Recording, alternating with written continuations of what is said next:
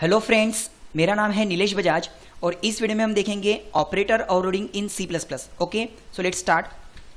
देखिए, last video में हमने जो देखा था that is compound assignment operator overloading का प्रोग्राम। ओके, लेकिन लास्ट वीडियो में हमने क्या देखा था?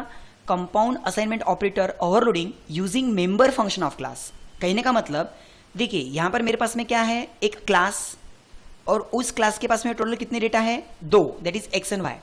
मीन्स जब मैं इस क्लास का सपोज ऑब्जेक्ट बनाता हूं, जैसे मैंने उस क्लास का एक ऑब्जेक्ट बनाया तो वो एक ऑब्जेक्ट क्या क्या ले सकता? एक्स और वाई की वैल्यू ले सकता, क्योंकि क्लास के पास में टोटल कितने डेटा है? 2 डेटा है, एक्स एंड वाई। तो उस क्लास का जैसे ही मैं ऑब्जेक्ट बनाऊंगा वो ऑब्जेक्ट क्या क्या ले सकता? एक्स और वाई, जिसके लिए हमने यहाँ पे फंक्शन बना के रखे। अगर ऑब्जेक्ट गेट डेटा फंक्शन को कॉल करता है तो उसको एक्स और वाई की वैल्यू मिलेंगी। उसी तरह ऑब्जेक्ट अगर शो फंक्शन को कॉल करता है तो एक्स और वाई की वैल्यू शो हो जाएंगी। देखो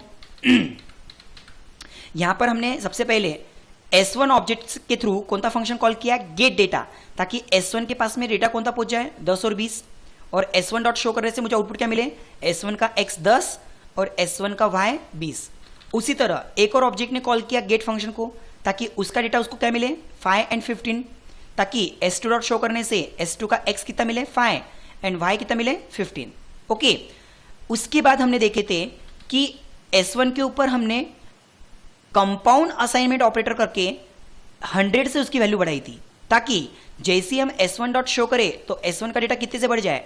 110 और 120 हो जाए। ओके, और उसको हमने क्या कंसीडर किया था कि कंपाउंड असाइनमेंट ऑपरेटर, ताकि उसका जो फंक्शन है उसको कौन कॉल कर रहा? S1 कॉल कर रहा। यानी हमने फंक्शन कहां बनाए थे? क्लास के अंदर। सेम S2 के टाइम पे भी कि S2 का जो डेटा है वो मुझे कितने से इंक्रीमेंट करना है? 50 से। यानी S2 ऑब्जेक्ट के ऊपर फिर से मैंने कंपाउंड असाइनमेंट ऑपरेटर लगाया जो S2 के डेटा को कितने से इंक्रीमेंट कर रहा? 50 से। और हमने क्या कंसीडर किया था कि S2 खुद कॉल कर रहा है उस प्लस इक्वल्स टू नाम के फंक्शन को, यानी कि वो फंक्शन हमने कहां बनाया था? क्लास के अंदर। ऑब्जेक्ट अगर खुद कॉल कर रहा है, ऐसा अगर हम कंसीडर कर रहे हैं, तो वो फंक्शन हमको कहां बनाना पड़ेगा? क्लास के अंदर। और इसको हमने नाम क्या दिया था? Using member function.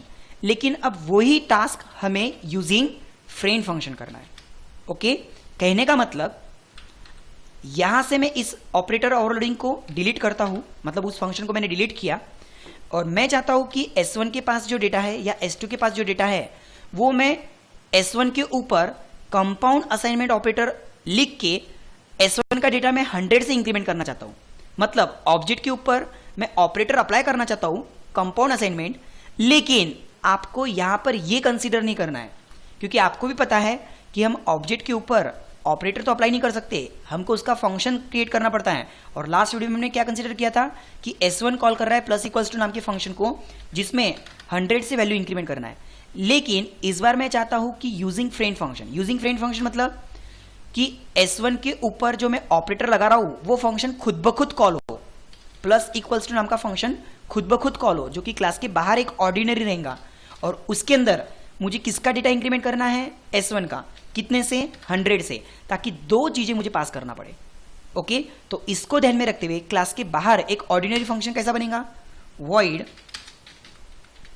Operator plus equals to, जिसके अंदर हमको किसके ऊपर एक्शन करना है? S1 के ऊपर, मतलब S1 पास करना पड़ेगा। तो S1 के लिए मैंने यहां पे लिखा सपोज सैंपल का रेफरेंस T, और कितने से वैल्यू इंक्रीमेंट करना है? तो मुझे यहाँ पे 100 में पास कर रहा हूँ, दैट इज 100 को लेने के लिए मैंने यहाँ पे क्या लिखा? I। चलो अब इसकी कोडिंग करते हैं। यहाँ पर मुझे ऑपरेशन किसके ऊपर परफॉर्म करना है? तो मैंने S1 पास किया एज अ T, मतलब यहाँ पर T dot x equals to T dot x plus I, मतलब S1 का डेटा 100 से इंक्रीमेंट हो गया। Same T dot y equals to T dot y plus I, मतलब S1 का डेटा चाहे X एंड Y दोनों भी कितने से इंक्रीमेंट हो गया?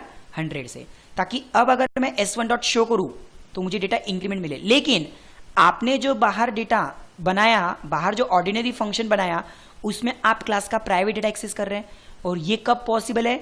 जब बाहर के ऑर्डिनरी फंक्शन को आप क्लास का क्या डिक्लेयर कर दो? फ्रेंड।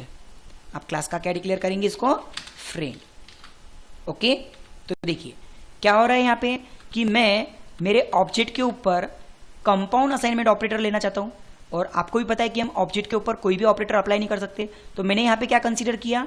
उसका एक function, that is operator overloading यहाँ पे कंसेप्ट हो रहा है। और ये फंक्शन को मैं क्या कंसीडर कर रहा कि ये एक बाहर का ऑर्डिनरी फंक्शन है जो खुद ब खुद कॉल हो रहा है, जिसमें मुझे किसका डेटा इंक्रीमेंट करना है, S1 का, कितने से, 100 से, मतलब दो चीजें मैंने पास किया एज ए पैरामीटर, और इस फंक्शन को मैंने क्लास का फ्रेंड कंसीडर किया, तभी तो हम प्राइवेट डेटा एक्स और वाई को इंक्रीमेंट कर सकते हैं। सेम नेक्स्ट टाइम यहां पर मैं क्या लिख रहा हूं कि S2 ऑब्जेक्ट पे मेरे को कंपाउंड असाइनमेंट ऑपरेटर लगाना है, जो कि कितने से इंक्रीमेंट करना चाहता है, 50 से। बट अगेन आपको क्या कंसीडर करना है कि वो फंक्शन खुद ब खुद कॉल हो रहा, इस बार किसके लिए कॉल होगा, तो आपको पैरामीटर में पास करना पड़ेगा S2 और 50, ताकि इस फंक्शन में यहां पे क्या कंसीडर हो रहा है, t मतलब S2 का डेटा जो कितने से इंक्रीमेंट हो रहा है, 50 से, ताकि S2 का भी डेटा जब मैं शो करूंगा तो मुझे आउटपुट क्या मिलेगा, 50 से इंक्रीमेंट, दैट इज 55 एंड 65। देखो रन करते इस प्रोग्राम को। ओके, आई होप आपको ये कंसेप्ट समझ में आया होगा कि compound assignment operator using friend function भी हम किस तरह से अप्लाई कर सकते हैं। Okay, thank you.